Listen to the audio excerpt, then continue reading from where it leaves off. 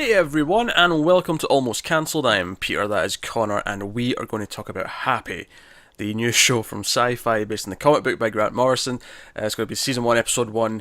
It's called Saint Nick. We'll start this one spoiler free because it is in Episode 1, so we'll give you a sense of the show, the quality, that kind of thing, maybe recommend it or not, and then we'll give you spoiler warning and go into spoilers after that. So that's what we're going to do. So, what is Happy? Happy is a show in which a detective, or an ex-detective, played by Christopher Maloney, he plays Nick Sachs, and Nick Sachs is an alcoholic, drug abuser, waste of space, who basically just does hit jobs now. Yep. And he is a complete mess, and I honestly, some of this, I knew there was an imaginary blue horse named Happy. I knew he saw that.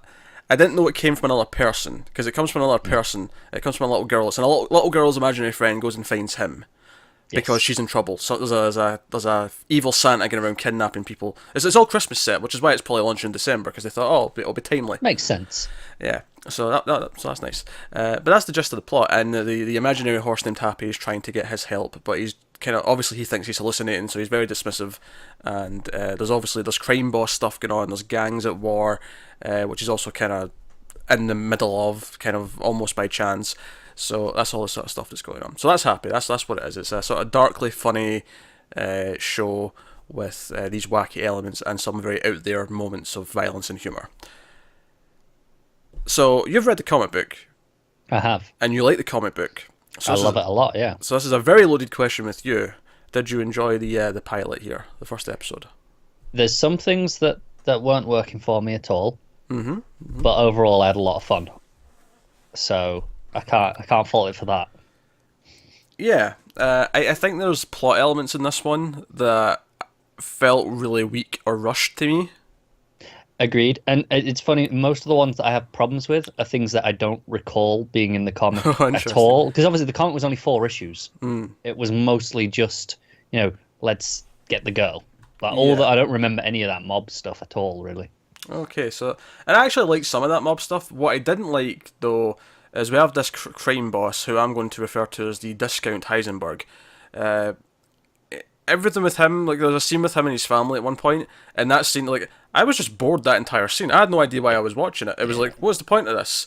That said, I actually did enjoy it overall for the most part as well, mainly due to 2 things. Sachs and Happy. Those were what I liked about it. The 2 of them interacting is the show at its best.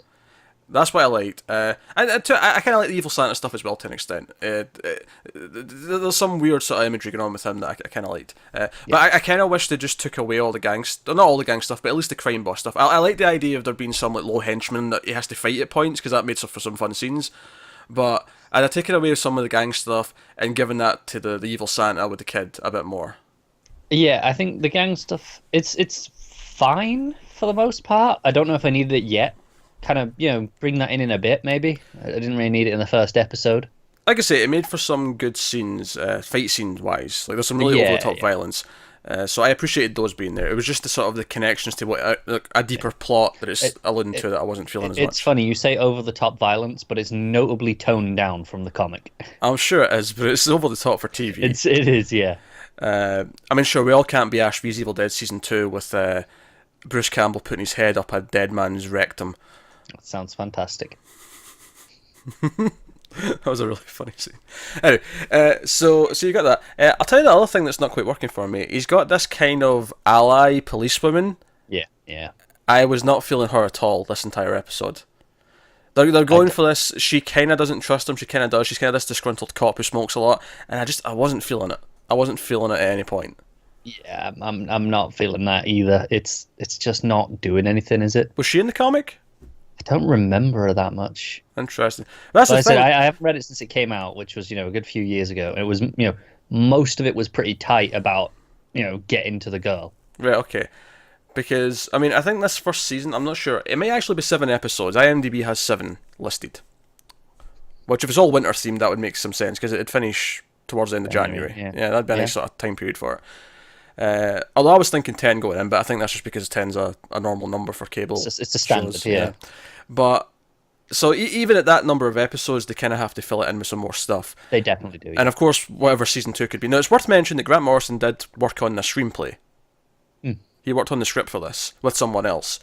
So his voice is in there, and it definitely there's some weird elements that I'm going, yeah, that's Grant Morrison, knowing his work from comics. I've not read this one, but I've read other Grant Morrison. I know. To be fair, given that the ridiculousness of the premise, this is one of his more straightforward comics. Yeah, well, it depends. It depends on which way you look at it. I think because it feels almost more absurd because it's applying it to just a detective. Whereas when he's writing like Superman and he's doing all these really big cosmic stuff, it's like, okay, this is technically weirder, but it's with Superman, so it doesn't feel as out there. No. Big, in context, if that makes any sense. I'm with you. Yeah. But yeah, so I can definitely feel some of his voice shining through it. But I like Patton Oswalt as Happy. He was pretty good. He's pretty fun. He's good. And like I say, Maloney as Sax, I like him pretty much. I wasn't sure how I felt right away with him. Like I thought, this is kind of trying too hard to be. I felt that especially in the opening scene where he comes out into the bar. I was like, okay. Like, this feels like it's trying to be edgy and Morrison weird, and not actually being it. I can just feel it trying rather than actually achieving it. But by the end, it feels more like an 80s action cheese. Yeah, but by the time we get to this running joke where he keeps technically dying or having something happen that should kill him, and he's not dying and that's not a spoiler, that starts happening quite early. He just casually mentions he has a heart attack at one point early on in the episode. That once you start to nail down who the character is, it's fine. But the opening, because here's the thing, we spend like a good 4 or 5 minutes introducing to this group of characters, these gang members, that I'm thinking, okay, fair enough. This is they're going to be a subplot this season. Then they're going to interact with Sax on a regular basis or whatever. No, they're all gone. And again, not a spoiler. This is the opening 10 minutes of the show. They're dealt with almost in the very next scene, and they're all gone. They do set up things that will be subplots. They do, but there's other things that it feels like they're spending so much time. Like, okay, they're setting up subplots here, and then it's just they're gone. Yeah, which I think is it gives it more impact when they do go though, because you're not just waiting for it. Yeah, in theory, I don't know. It was kind of stilted for me. Like when they all started dying, I was just kind of like, "What's going on? This is weird." Like I wasn't shocked that they were dying. I was kind of like going, "What's the purpose of this? Why did you spend so much time making a point of saying this one's different from the other 3 guys, and you give him more of a character, and and obviously I'm sure some of what he was doing will come up because they keep mentioning that he was on this trip and he was doing something, but I was like, why are you spending all this time on these characters that are just going to be thrown away?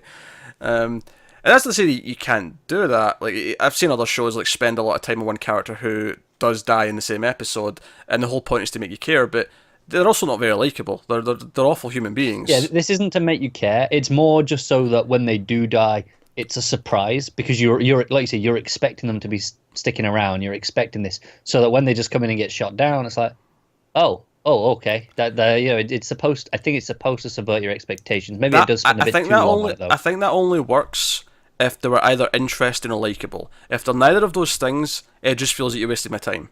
That's fair. Yeah. If they're interesting and I think, there's plot to come from them or something, I'll be surprised when they get killed off. If they're likable, I'll be surprised they get killed off. Oh, that's a shame, because they seem like they'd be funny to have around, or for whatever reason. But as it is in this, it's just kind of like, they're just kind of, because I wasn't particularly liking the scene where they're introduced, but I was like, that's fine, it's the first episode, I'll give them a chance to develop them, and then... Yeah. I mean, like I say, I'm not necessarily saying it works, but I get the intention. Yeah. So you've got that, and you've got all the wacky sort of violence. It is very violent. There are F-bombs and stuff like that. It's definitely sci-fi going a little bit more extreme with its content, which we've seen them pushing over the last couple of years. We've seen them sort of them in USA, which is funny because they're both Universal. They're both the same parent company. It's interesting that both of them are getting to It feels like they got a mandate from above going. You can try a bit harder. You can push the boundaries a little bit more. Yeah, it kind of happened around the same time, didn't it? And let's be honest, this is because, hey, between Netflix, Amazon, HBO, Hulu, We've got to compete, yeah. Yeah, we have to step up to the levels that they're hitting. And to be fair, we've had stuff like The Expanse, and we've had stuff like Channel Zero that we quite like for SyFy. Mr. Robot, obviously, on USA. Yeah. Although, the more I see from USA, the more I'm convinced they were just lucky to stumble into Sam Esmail's arms. And I'm pretty sure that's the case. But now that they've got him, they'll let him do whatever he wants. I have to give USA credit in the way that they treat Esmail. They give him freedom to do things like like the all-in-one take episode is all no ad breaks. Yeah, no ad breaks. It would be easy for them to interfere. So credit where it's due on their part. Yeah. So no, so. But overall, it's as much as I'm kind of nitpicking it. I'm picking apart a lot of the side characters that I'm not particularly feeling.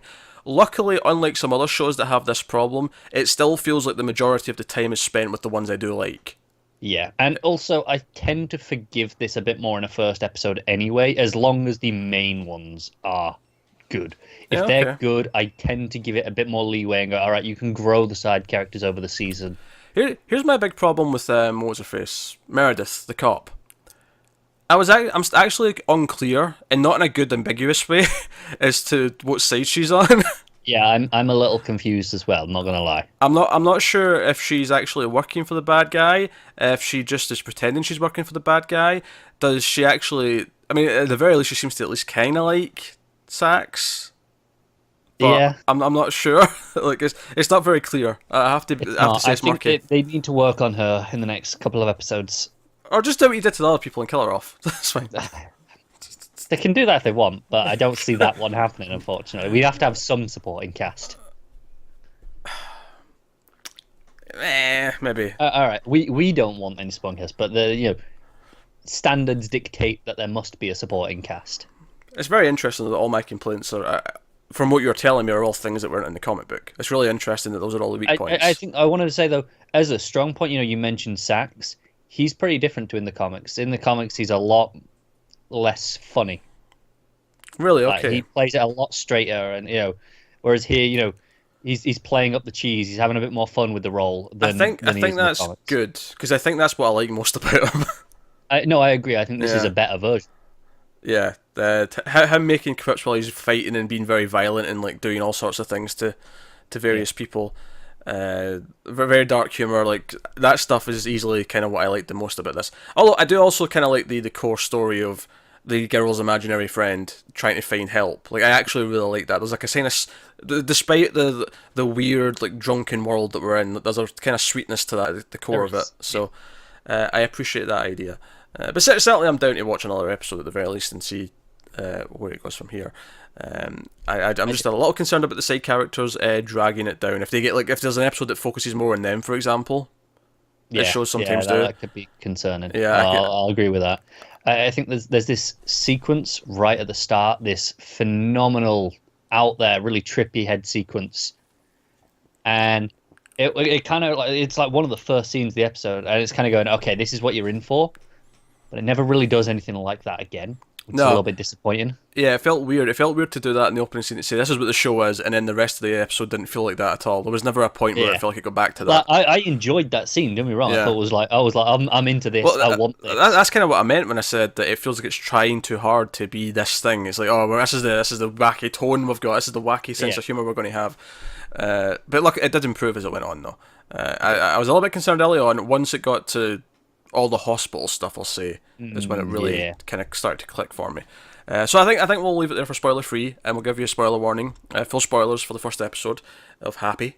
So I actually really like the scene of is it Hannah, his little girl? Haley, there you go. And there's a H. Her kidnapping, I actually really liked how that was done.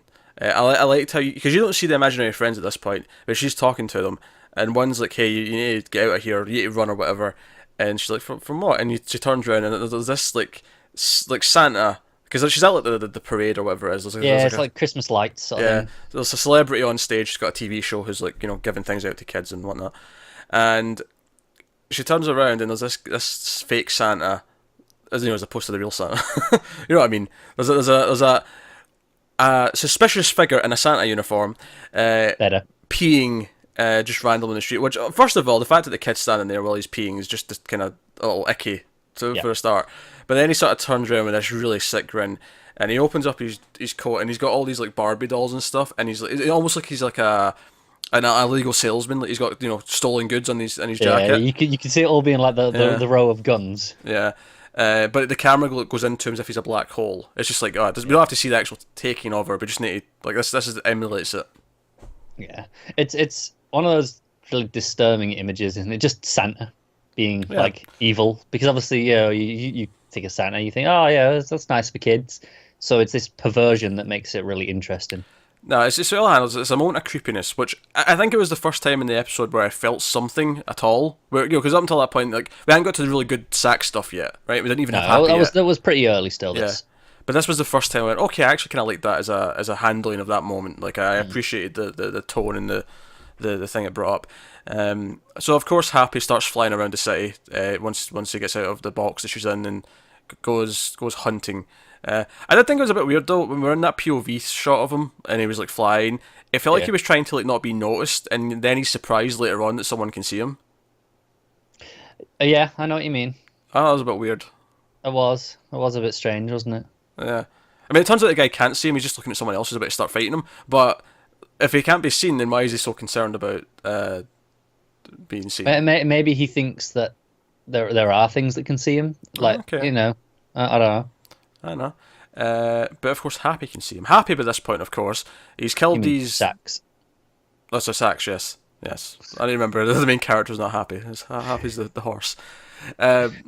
Sax, meanwhile, is at the hospital because after he killed the guys, because it was a contract. Apparently, this Mr. Blue, this gangster, this knockoff Heisenberg, he put out a contract for these nephews of his, because reasons. I'm not actually entirely sure why. Yeah, me either. He wanted information which the fourth one who just came back home, the one that was different from the rest, he had like this password or something. Yeah, someone in the family died, and that was his inheritance because he liked him the best. And as he was dying, he whispered it to Sax. Apparently, I mean, we don't know that for sure. Really, we just assume that that's what's happened. It's a reasonable assumption. Yeah. Which, by the way, like it's the prostitute who sees that and like tells that to like whoever's asking her. When we're introduced to her, she's giving a blowjob to a guy in this giant like red like lobster costume or something. Yeah, like a lobster, shrimp, something like that. Yeah, and he comes in and shoots him while she's like down on her knees. It's a really absurd scene. That's again, it's like, oh, we're being really weird and we're doing something. Because he's the guy in the we'll just call it a lobster outfit because I don't know what else is got a hammer. He's about to bash the girl's head in. Yeah, he's going to kill her. Yeah. Yeah, and then he chucks it at Sax, which is again, it's pretty cool. It's like, okay, this looks alright. Yeah. But he's in the hospital. He's had 2 heart attacks and fell, but he's been shot by the time he gets outside. So, and obviously, Meredith, like, this is kind of how it's like, no, don't worry, you won't die, it's fine. She just doesn't care, just very nonchalant, like, no, you won't die, trust me. But he's taken back to the hospital and the doctors are with him and whatever. But Happy shows up and Happy's talking to him. Yeah, while he's in the ambulance. Well, he's in the ambulance, of course, yeah.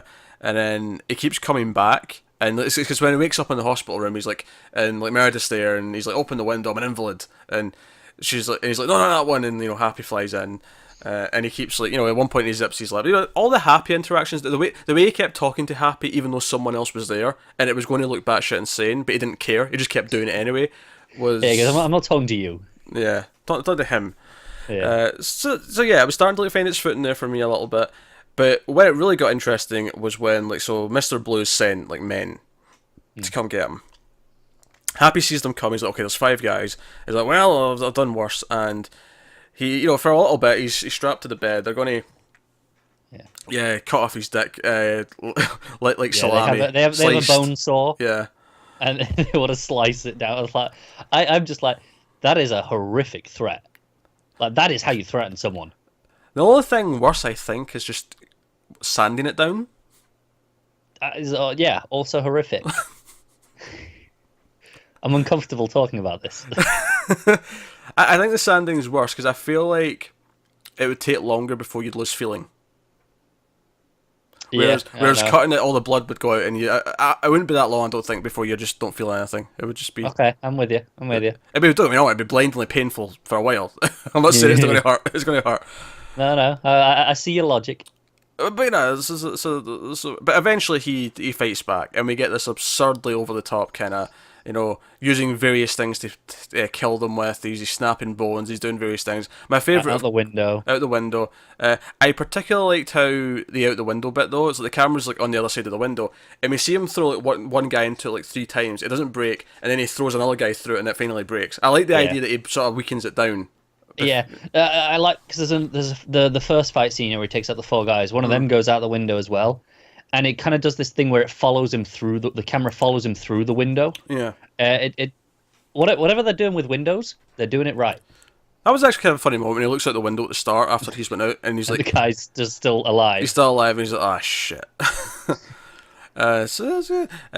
My favourite, honestly, thing was the little punchline at the end, though, because there was a guy who gets trapped. Like, it's an electric bed that's going back down, and the guy's sort of trapped in between it, kind of half knocked out.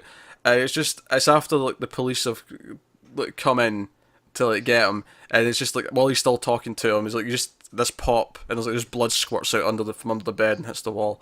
It's timed perfectly. Yeah, I enjoyed that. And I'm going down the elevator shaft with Happy, and realizing, wait a minute, he knew 5 guys were coming. That means he must be real to some extent. Yeah, because obviously up until now he just thinks he's in his head. It's just his subconscious or whatever. Yeah. But he's like, well, I can't have known there was 5. Yeah, it could be a guess, but it's a pretty lucky guess, isn't it? And of course, Happy drops the bombshell that young Haley is his daughter, and that's why he can see.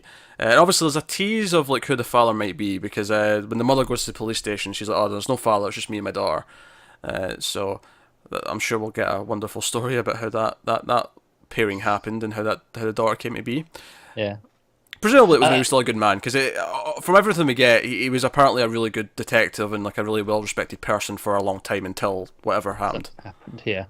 I wasn't really feeling the stuff with the mother on her own, because I feel like this is going to be something we're going to have to go through. I get, okay, she's going to be grieving, but it's not the part of the show that I'm interested in unless she reaches out to Sax for help as well. Yeah, there's the weird scene with her at the police station, and it was doing this thing where the officer taking her statements and all that didn't seem to care. He got Haley's name wrong. He called her like, I don't know, Ashley or something like that. He called her the wrong name. Yeah. And she's getting frustrated, and it sounds like he's already assumed she's not going to be found, because you can go to grief counselling in the morning, as if like we're going to find her.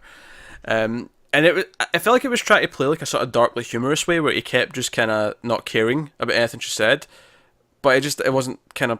It wasn't quite landing, was it? No, yeah. Because it's too serious a topic. Like, there's no... Yeah. Like, if she was getting over the top, like, angry at him and, like, try to hit him or something like that, maybe it would have worked, I guess. Maybe. But she was playing it too straight and too real. That him being this way did just make me go, okay, this is awful. Yeah, that was a pretty rough scene. Yeah, but not in a realistic way, I guess, which is really weird. Like, because even when you actually go to a police station, even if they don't think it's possible to like solve the crime, yeah, they're not just gonna fob you off like that. Yeah, they'll at least give you the bedside manner approach, I suppose, if you want to call it that. Yeah, exactly. Yeah, the cops need a version of their own, I think, given the context we just went through. Because obviously we use that because doctors try and soften blows, and oh yeah, you're dying of a tumour, but I don't want to just come out and say that. Like, well, sorry. There must be a word for it, for when like cops have to go around to families and let people know. There must be an actual phrase. Here's a bit of trivia for you. In Japan, I don't know up until when, I don't know when this changed, but in Japan, at least in like the 50s and 60s, it was actually quite common if you were dying, the doctors would just lie to you. That was like a really common thing. They'd pretend it was going to be okay, no one feel like you were going to die. That was just a common practice. So it almost became this double bluff thing where if you got a certain kind of news, you kind of suspected that it was actually terminal illness. That's kind of cool. I only know this because of the Kurosawa film Ikaru, in which it's about a man who's dying of cancer, but that's kind of what happens when he goes to the hospital. And I was kind of confused by it. I didn't understand what that scene was doing, and it was only I think I listened to the commentary track or something, and it was like the film historian was explaining it. It's in Japan at this time period, this is kind of how doctors operated, but he knows what it means. Like, he knows what he's saying to him, and I'm like, oh, gee, this is hard to decipher. Imagine that. Yeah. Imagine living in a time when the doctors would and you'd have to decipher the code as to what it actually means. But it's probably one of those those cultural things where you just know, like there's things that we'll say, we'll say, someone will say to us, and we'll just understand. But if you don't get it, then if you're not aware of that, then tough. Yeah, so obviously that's kind of our cliffhanger, essentially, Yeah. is this revelation that's his daughter. So I'm curious to see how that plays out. Like we said, all the other subplots that were kind of going on, like, Meredith was on the phone with Mr. Blue at one point, and that was when he was in the house Yeah, doing the and I was a Christmas little tree. confused. Are they family? Maybe, because he seems to know her mother, because is your mother taking her Yeah. meds? Make sure she's doing that. Like the way they're talking, it's like it's family, but I'm not entirely I mean, sure. is she a corrupt cop? Or is she kind of like still kind of noble? She pretends to help him. I'm not sure. It's I don't, weird. yeah, it's really murky, isn't it? It's murky. I don't think it clearly shows. And like I said, I hated that scene with him on the phone and the Christmas tree and shouting at the dog. Like I just didn't get. None of it was interesting. None of it was funny or amusing or entertaining. It was just one of a few scenes. It was that, and then when Meredith was at the hospital, all in the happy stuff, but her like talking to him at the hospital, Sax that is. Yeah. Like all of that. I felt like this is really tedious. Why is there these tedious scenes in the first episode? You're supposed to be grabbing my attention here. Yeah. Like I said, it's not perfect, but when you've got, Happy and Sax together, it's fantastic. It's so much fun. Yeah, I enjoyed that stuff when it was happening. So I think overall it's a bit of a mixed bag right now. So we'll see how it progresses. Yeah. Over the next couple of episodes. I like the style a lot of all the shooting. We're talking about the fights and stuff. I most like the one bit I was a little conflicted on is I think it was when it was the four guys at the start talking, and it splits in like into three, and it does like this comic book panel thing. Oh yeah. But it was kind of moving through them in a weird order because it wasn't just going left to right. It was kind of going back and forward and jumping around. It was. What I do like is I like the kind of the setting, and I don't know how much they were shooting in real locations, but it did feel kind of like they were out in snowy streets in the city, it felt kind of guerrilla night shooting style, and I kind of like that feel too. He had that Nightcrawler kind of vibe whenever he was just outside on the streets. Yeah, and I kind of appreciated that. I did.